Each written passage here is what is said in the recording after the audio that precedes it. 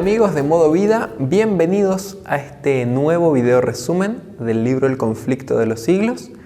En el día de hoy vamos a estar abordando el capítulo número 14, que se titula En los Países Bajos y Escandinavia. En los Países Bajos, 700 años antes del mensaje de Lutero, ya se habían empezado a dar cuenta de la tiranía papal.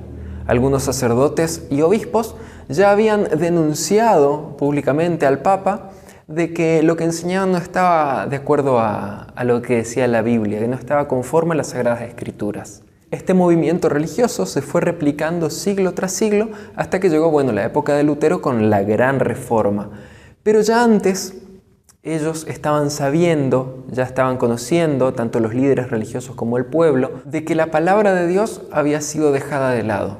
Los habitantes de los Países Bajos tenían ya porciones de la Biblia en su propia lengua, en holandés, gracias a los valdenses, que la habían traducido y la habían empezado a repartir en las distintas regiones del país. Entonces, cuando llegó el mensaje de Lutero de la Reforma, fue como una semilla que cayó en un terreno muy fértil, porque la gente estaba esperando un nuevo movimiento masivo, una nueva reforma en lo que refería a la religión, a sus enseñanzas, y a poder apartarse un poco de las doctrinas, de las falsas doctrinas que estaba imponiendo el papado. En los Países Bajos, la Iglesia Católica tenía mucho poder y estaba obrando con mano dura. En este tiempo había un sacerdote llamado Menno Simons en los Países Bajos que no quería estudiar la Biblia, la verdad. Le huía a la Biblia por miedo a caer en herejía. Hasta que una vez presenció el martirio de una persona a la cual la habían condenado por rebautizarse, por bautizarse ya siendo grande.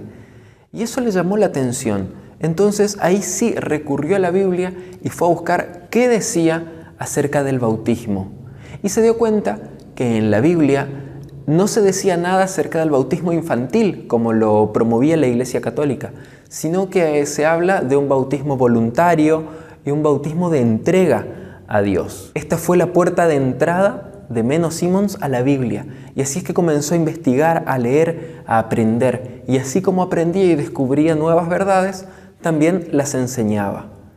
Se iba dando cuenta que sus enseñanzas cada vez se separaban más de la Iglesia Católica, entonces voluntariamente se apartó del servicio y siguió enseñando la palabra de Dios a los fieles creyentes. Durante más de 20 años, Menno Simons recorrió el territorio de Países Bajos y también parte de Alemania, enseñando las nuevas verdades que había encontrado en la Biblia.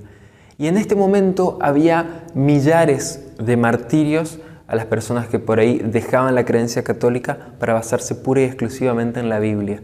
Pero esto, lejos de desalentar a la población general, los llamaba a creer con más fe, a buscar con más pasión las verdades que había en la Biblia. Hombres, mujeres, niños, niñas, ancianos se estaban sumando a esta gran reforma. No temían enfrentar la muerte porque su fe estaba puesta en ese Dios que había inspirado las Sagradas Escrituras. Y así como en los Países Bajos, en otros países también de Europa, la reforma tuvo una gran repercusión. De la mano de estudiantes de Wittenberg que volvían a sus hogares y que ahí llevaban este mensaje que de ahí aprendían, exaltando las Escrituras, exaltando la Biblia y no tomando las enseñanzas de la Iglesia Católica como tales, sino que todas sus enseñanzas sean respaldadas en la palabra de Dios. Así también ocurrió en Dinamarca por parte de un joven de apellido Tausen. Él había sido becado para prepararse para el sacerdocio y le habían dicho que podía elegir las escuelas en Europa donde podía ir a formarse, excepto Wittenberg. Así fue que él decidió ir a Colonia, una de las escuelas más firmemente regidas, digamos, por el romanismo, por el papado. Así que ahí se fue a preparar y empezó a estudiar. Y mientras más estudiaba, más se daba cuenta de que lo que enseñaba la Iglesia Católica se alejaba de la palabra de Dios. Así fue que él desertó de esta escuela para ir a estudiar a Wittenberg. Tausen recorría el territorio de Dinamarca abriendo la Biblia y enseñando de Cristo, del perdón y de su gracia. Esto le valió los cargos de herejía por parte del papado y la persecución.